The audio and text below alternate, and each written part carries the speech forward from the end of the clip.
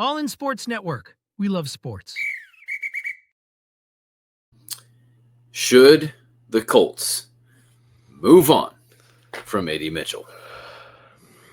I don't know who all follows me that watches this as well. Who follows me on Instagram that watches this.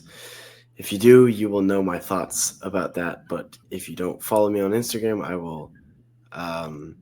I'm not going to. Here's your opportunity. I'm not going to shamelessly plug.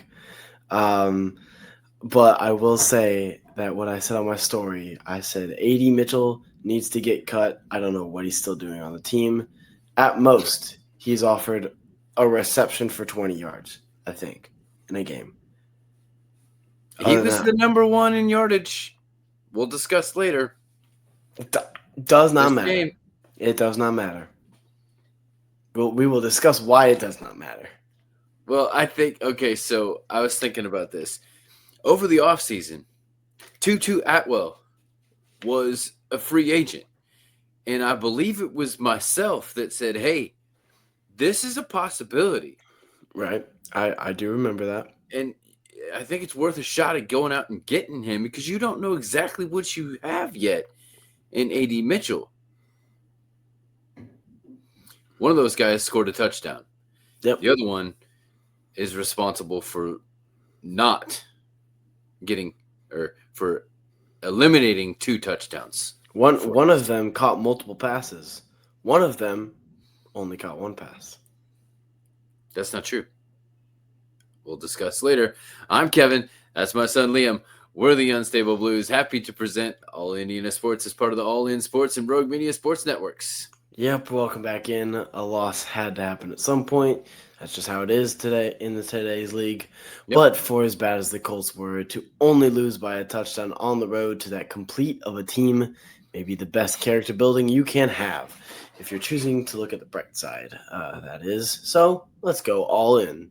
Yes, you can follow us on TikTok and Instagram at All Indiana Sports and on Twitter at All Indy Sports. And don't forget to like and subscribe on YouTube or wherever you get your podcasts. Yep, start off with the narrative as always. It did start off well it didn't start off well as Daniel Jones had his first interception of the year just 4 plays into the game. So that I saw that, I was like, as soon as I saw a Colts highlight pop up, I was like, this is not going to be good. I can already feel it. And then his interception, I was like, oh. Yeah. It did not start off well. It didn't feel good. The Rams were only able to convert that into a field goal, though, and the Colts answered with a field goal of their very own. Yep, the Rams then turned it over on downs after Steichen challenged the spot of the ball on a Matthew Stafford quarterback sneak. It looked like the announcers described it pretty well. It was a quarterback stand-up, not a quarterback sneak, because he did not go anywhere. I don't know what they were spotting. Yeah. I don't know why the other guy went to his spot because I know what it was. The guy who was coming from the top had a better angle on it than the guy from the bottom. You should really be used to this at this point. It was Los Angeles versus little podunk Indianapolis. Oh, I know. But same thing that's happening with Vegas Aces and the Indiana Fever. Although they forced Game 5, little tease there. We're going to talk about Game 5 tomorrow. We have not talked about Game 3 or Game 4. We're going to lump them all together for the end of the series tomorrow. Tyler Warren then scored his first touchdown on the ensuing drive. Who called that one? You sure did. Yes, I did. And even did the higher from a half of a touchdown on underdog and got that one. Yeah, that's good. Way to rebound from the first 3 weeks for Warren. Speaking of rebounding, open goal, rebounder, and goal setup. It's great for not just soccer, but other things as well. If you want to learn some more, click the link in the description. Yes. The Rams took almost 7 minutes just to get another field goal. Yep. And after a surprising, amazing, I shouldn't say surprising, it was just an amazing Rigoberto Sanchez punt to the 4-yard line, had him all pumped up. It's nice to know that if you don't punt much, at least when he does get a chance, he nails it. The Rams surgically drove the field to score and bring the halftime score to 13-10. Yep, still, very doable. It felt as if we were kind of, especially after that first drive, or not the first drive, that last drive to end the half, it kind of felt like, oof, it's not a fun spot to be in because there was a long drive for the Rams, and they got a touchdown right before half out of it. Right. It was not fun. Start. Yep, but the Rams did have a quick punt to start off that second half. Yep. The Colts answered with what appeared to be a 56-yard touchdown pass to A.D. Mitchell, his first touchdown of his career in the second year, but he lost the handle just before the end zone as he reached out to celebrate, leading to a touchback for the Rams because it went out of the back of the end zone. I'm getting JT PTSD. Yeah, 2 years in a row. Yeah. Well, a little bit different when it's from a proven player as opposed to A.D. Mitchell. Yes. The teams then traded punts the rest of the quarter before the Colts scored a touchdown that featured an amazing 23-yard pass to Tyler Warren. Yep. The touchdown, I believe, was Pitt on a short pass. Mm-hmm. It was. The very next play, after that touchdown, Mike Hilton forced a fumble. Yes, I said Mike Hilton. Straight from his couch to the practice squad onto the into the starting rotation. But the Colts could only manage a field goal after a questionable call again with Tyler Warren on a push-off penalty. It looked like he just kind of fell. It was like a get off me, but he just happens to be a bigger, stronger man. I'm sorry. You're playing football. Get in the weight room. That's right. The Rams answered that with a touchdown to tie the score at 20 with 3 minutes and 20 seconds left in the game. The Colts looked to be in full control of this. Yes, the Colts then seemed to answer with a 53-yard Jonathan Taylor touchdown run, but it was called back for a Mitchell hold on the edge. Which, that was also a bit of a questionable call. No, it wasn't. I mean, that was still a hold. I don't know if it should be. It should have been. It didn't need to be made.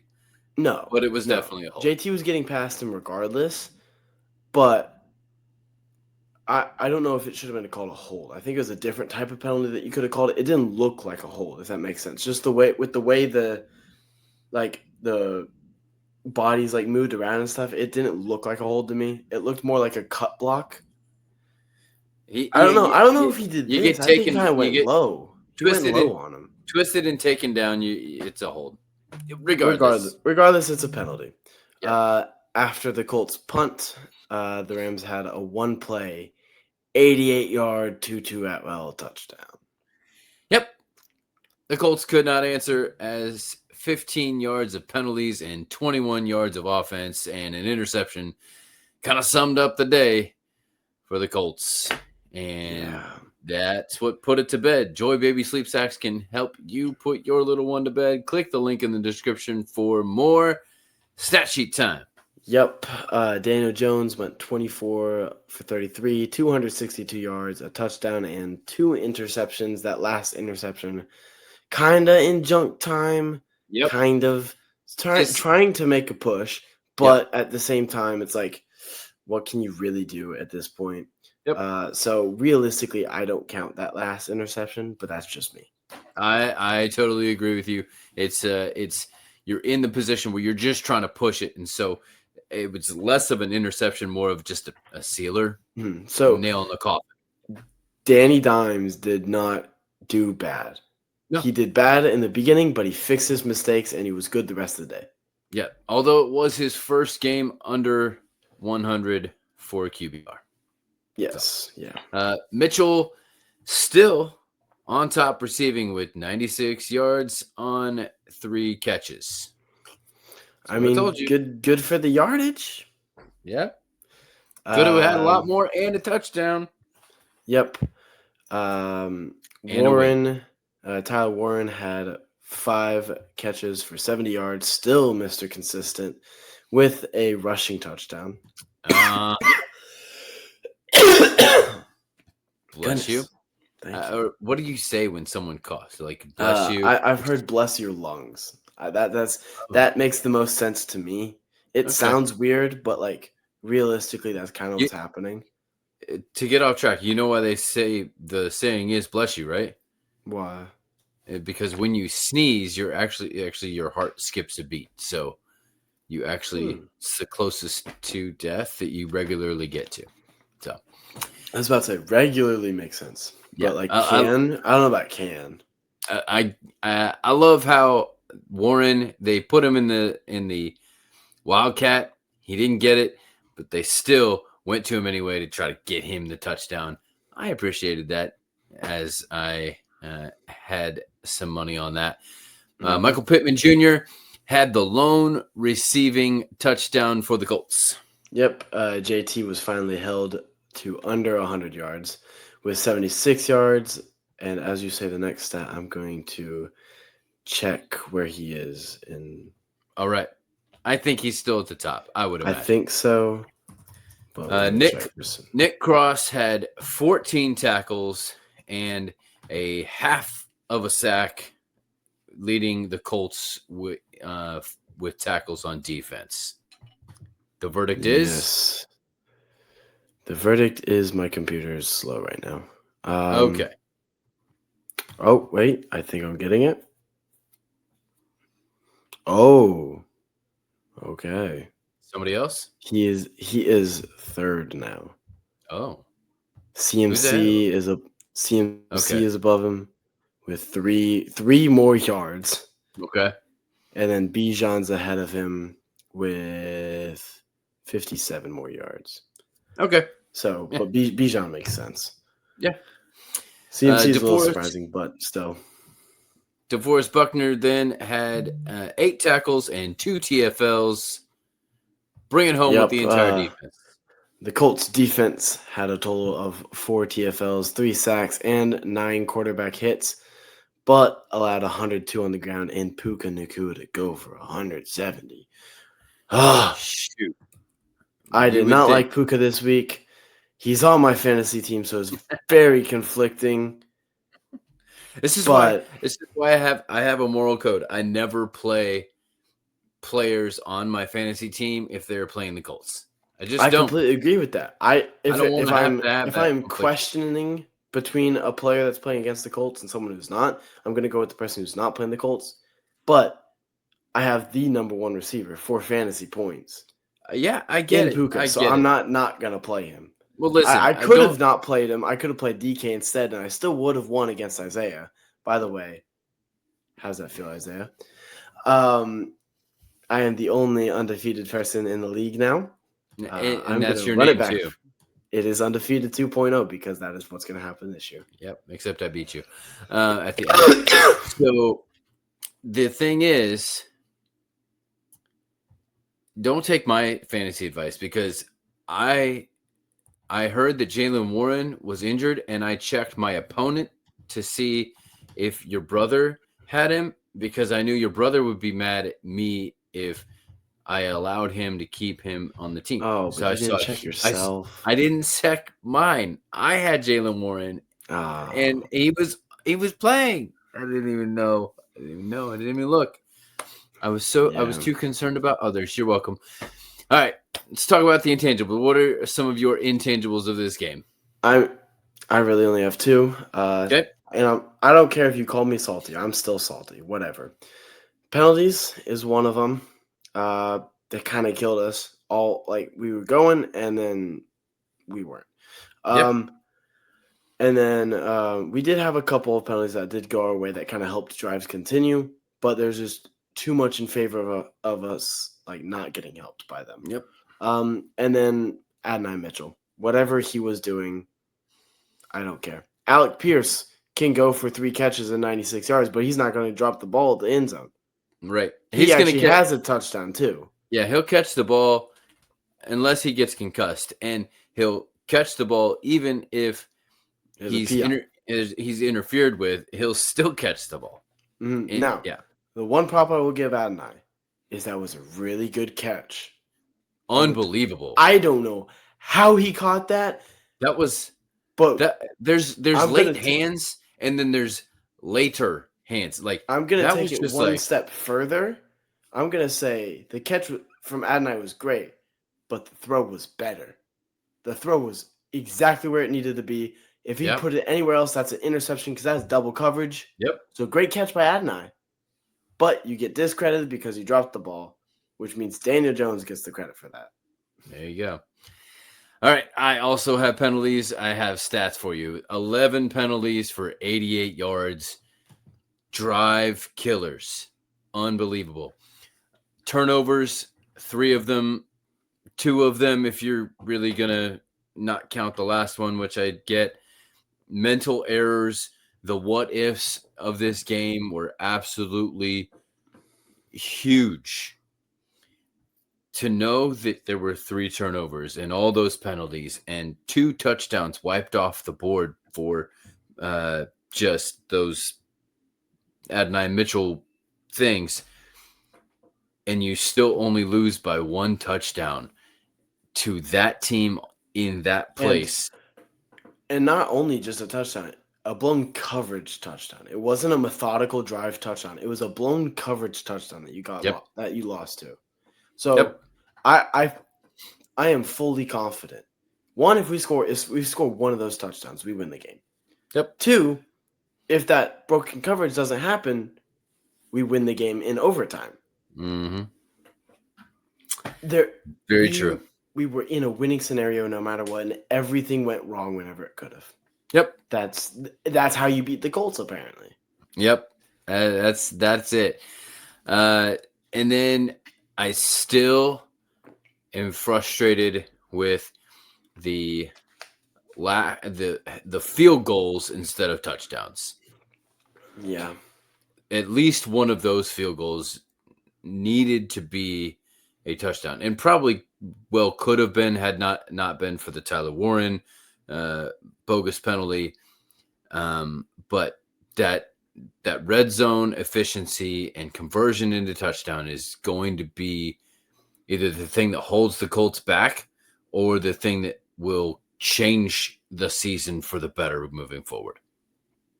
Mm-hmm. From where I'm sitting, that's the one weakest link is that conversion from field goals to touchdowns. The fact that Spencer Schrader had up until this past week scored more points than the entire Houston organization is embarrassing for Houston, one, but also not great for the Colts to have your kicker scoring that many points when you should be doing something different.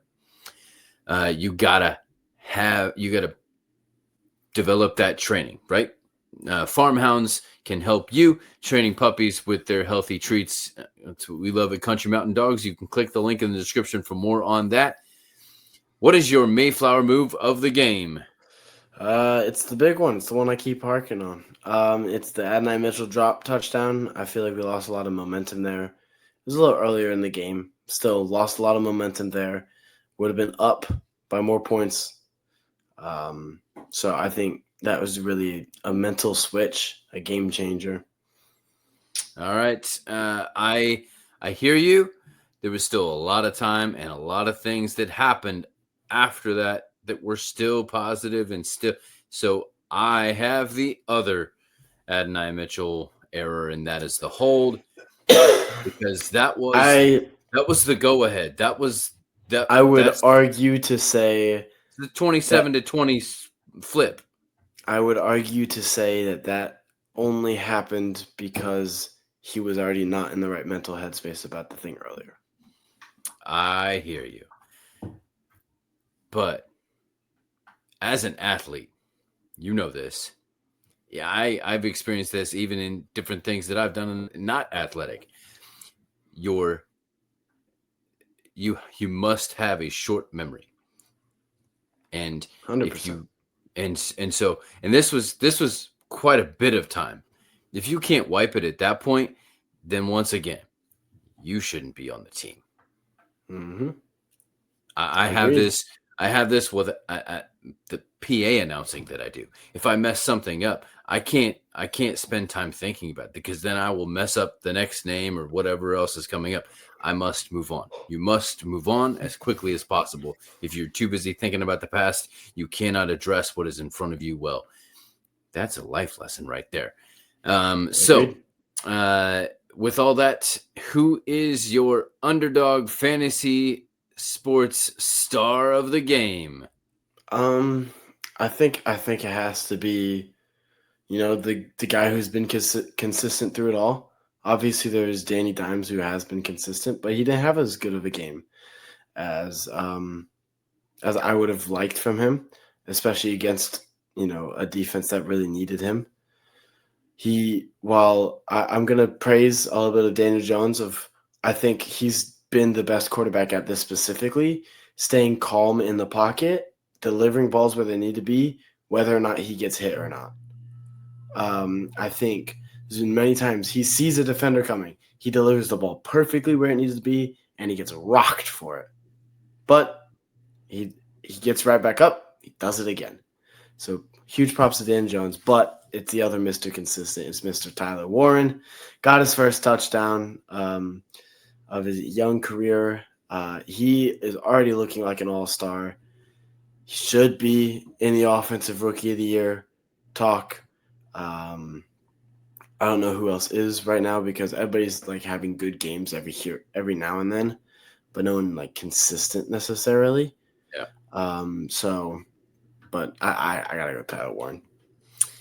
Once again, I have to go with Tyler Warren, especially since this is brought to you by Underdog Fantasy Sports because I got higher and so did he on the touchdown, just like I called. Check this out from Underdog. Football's back, and Underdog is the best place to make picks and win money all season long. Playing on Underdog is easy. Just pick whether your favorite players will go higher or lower on stats like touchdowns, receiving yards, interceptions, and more. Get your picks right, and you could win up to 5,000 times your cash. You can play with as little as $1. Download the app today and sign up with promo code COLTS to score $50 in bonus funds when you play your first $5. That's promo code COLTS. Millions of fans have already won billions making picks on Underdog. Will you be next? Underdog, make picks, win money. Must be 18 and up, 19 and up in Alabama, Nebraska, 19 and up, and in Colorado for some games, 21 and up in Arizona, Massachusetts, and Virginia, and must be present in a state where Underdog Fantasy operates. Terms apply. Offer not valid in Maryland, Michigan, Ohio, and Pennsylvania. Concerned with your play? Call 1-800-GAMBLER or visit www.ncpgambling.org. In New York, call the 24/7 Hope line at 1-877-8-HOPE-NY or text HOPE-NY. That's 467-369. Incidentally, I also got a little tease for tomorrow.